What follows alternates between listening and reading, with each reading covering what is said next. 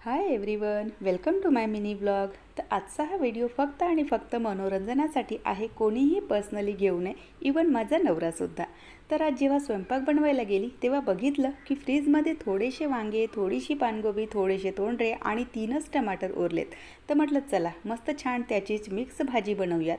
तर सगळं भाजीचं चिरून घेतलं आणि अचानक स्वयंपाक बनवता बनवता डोक्यात विचार आला की आपल्या आयुष्यात जी नवरा नावाची व्यक्ती असते तर तीसुद्धा अशीच असते ना.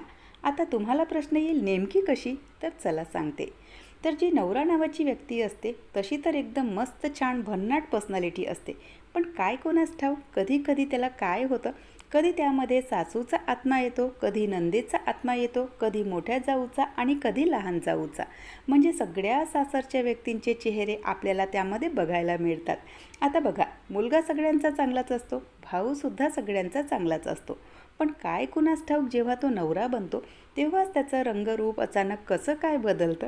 चला असू द्या, आपल्या भाजीच्या विषयाकडे वळूयात. तर बघा, सगळं मिक्स करून जरी बनवली असली तरी मिक्स भाजीची चव मात्र भन्नाट लागते बरं का. म्हणण्याचं तात्पर्य तुम्हाला कळलंच असेल. नाही कळलं तर चला सांगते. सगळ्यांचं संमिश्रण जरी नवरा असला तरी त्याच्याशिवाय जीवनात आनंद नाही आणि आपलं आयुष्यसुद्धा त्याच्याच बळावर आहे. कारण आपल्या इच्छा, आपले स्वप्न फक्त तोच पूर्ण करू शकतो आणि त्याच्याशिवाय आपण काहीच नाही. So please anyone don't take personally. Bye.